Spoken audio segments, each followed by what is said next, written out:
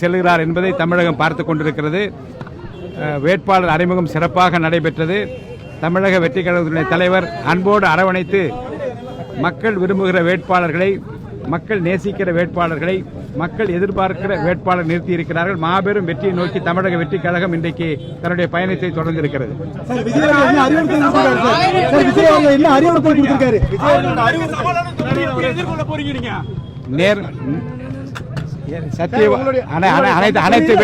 அனைத்து வேட்பாளர்களும் சத்தியம் செய்து கொடுத்து உண்மையாக நேர்மையாக நடப்பேன் என்று அவர் சொல்லியதை திரும்ப சொல்லியிருக்கிறோம். நிச்சயமாக அவர் கொடுத்திருக்கிற வாக்குறுதியை, மக்களுக்கு கொடுத்திருக்கிற சத்தியத்தை நிறைவேற்றுகிற அளவில் வேட்பாளர்கள் நடந்து கொள்வார்கள்.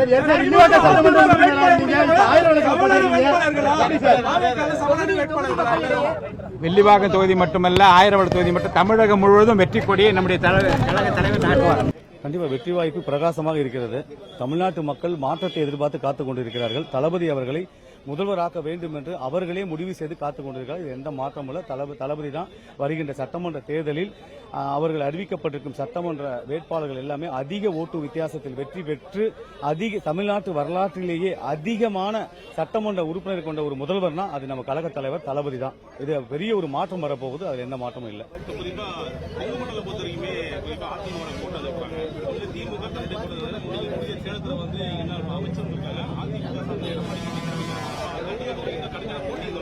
எங்கள் அரசியல் ஆசான் மூத்தவர்கள் அப்படிதான் நினைக்கிறேன். அரசியல் ஆசான தான் நினைக்கிறோம். அவங்களுக்கு மரியாதைக்குரியதான் நினைக்கிறோம். அவர்கள் எல்லாம் வயது எல்லாமே ஆண்டு அனுபவிச்சு முடிச்சுட்டாங்க. இனிமேட்டு இளைஞர்களுக்கு வழிவிடுவாங்க. அதனால கண்டிப்பா சேலத்தை பொறுத்த வரைக்கும் கொங்கு மாடல் அதெல்லாம் இல்ல. எல்லாமே தமிழக வெற்றிகளை தளபதி கோட்டையா மாறிடுச்சு.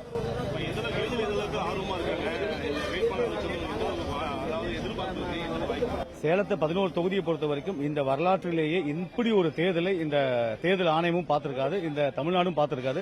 முதல் நாள் இரவே எங்க கழக நிர்வாகிகள் முதல் வாக்களிக்கிறாங்க பாத்தீங்களா, அவங்க முதல் நாள் இரவே பூத்துல போய் காத்திருந்து அவர்களுடைய முதல் வாக்காக அவர்கள் அளிக்கின்ற முதல் வாக்கை அவர்கள் போட்ட முதல் வாக்காக வெளியே வந்து காட்டுவாங்க. இன்னும் இது வரைக்கும் பாத்தீங்கன்னா 75%, 80%, 90%, 85, 75% ஓட்டு பதிவு நடந்திருக்குது. ஆனா இந்த முறை எங்கள் தளபதிக்காக 90 தாண்டி 95, 97 நடக்கும். அப்ப ஆங்காங்கே வாக்களிப்பதற்கு இன்னும் வாக்களிப்பதற்கு நேரம் பத்தவில்லை என்று கால அவகாசம் நீடிக்க வேண்டுமோ அங்கங்கு போராட்டம் நடக்கும். அந்த அளவுக்கு வித்தியாசமான தேர்தலாக இருக்கும். தேர்தல் கமிஷனே இதுவரைக்கும் இந்த மாதிரி ஒரு தேர்தல் சந்தித்து இருக்காது. வணக்கம், என் பேர் விக்னேஷ். நான் கோயம்புத்தூர்ல இருந்து வரேன். கிணத்துக்கடவு சட்டமன்ற தொகுதியில் எனக்கு வேட்பாளராக போட்டியிட என் தளபதி வாய்ப்பு கொடுத்திருக்கிறாரு.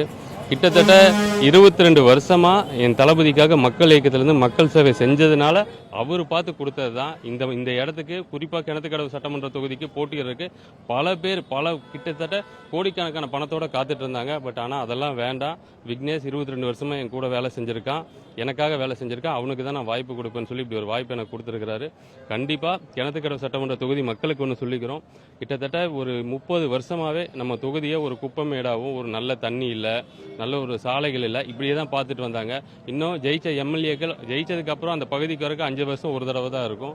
பட் ஆனால் நாங்கள் கண்டிப்பா 15 நாளைக்கு ஒரு தடவை என்னோட தொகுதியில் இருக்கிற 377 பூத்துக்கும் ஒரு வார்டு விடாம என்னோட பிரசன்ஸ் 15 நாள்ல ஒரு நாள் கண்டிப்பா நான் அந்த தொகுதியில இருப்பேன். அந்த தொகுதியில் என்ன காரணம்னா, நான் உள்ள பார்க்கும்போது தான் அங்க என்ன பிரச்சனை இருக்கு, மக்கள் என்ன மனநிலை இருக்காங்கன்னு தெரிஞ்சுக்க முடியும். ஸோ நாங்க வெற்றி பெறது கண்டிப்பா பணத்துக்காக கிடையாது. 10 பைசா ஊழல் பண்ணனா அடுத்த நிமிஷம் என்ன வெளியே கழுத்து பிடிச்சி தள்ளிடுவாரு தளபதி. நாங்க வரது முழுக்க மக்களுக்கு நல்லது பண்ணுங்கிறதுக்காக. தளபதி சொன்ன மாதிரி நாங்க வேட்பாளர் இல்லை, இந்த நாட்டோட கிணத்துக்கடவு சட்டமன்ற தொகுதியோட காப்பாளராக நாங்கள் இருப்போங்கிறது தெரிவிச்சுக்கிறோம். முதல்ல சண்டை போட்டதுக்கு அப்புறம் தான் முடிவு சொல்லணும். இவங்க சண்டைக்கு வரக்கு முன்னாடியே நான் தான் பலசாலிங்கிறாங்க. இனிதான் சண்டை, அதுதான் வர 23ஆம் தேதி ஆரம்பிக்க போகுது. அந்த சண்டையில தெரியும் யாரு பலசாலி அப்படிங்கிறது. தலைவர் ரொம்ப அன்பா பேசினாரு.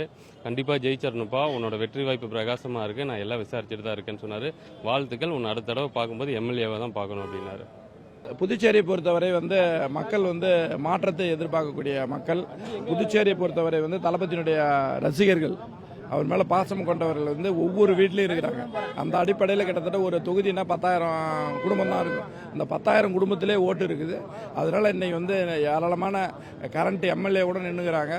இப்போ நிறைய புதியவர்கள் வாய்ப்பு கொடுத்துறாங்க. வெற்றி வாய்ப்பு மிக பிரகாசமாக இருக்குது. புதுச்சேரியில் ஊழலுக்கு எதிரான ஒரு அரசாங்கம் தாவேக தான் அமைக்குன்ற ஒரு விஷயத்தில் இன்னைக்கு புதுச்சேரி மாநிலம் இருக்குது.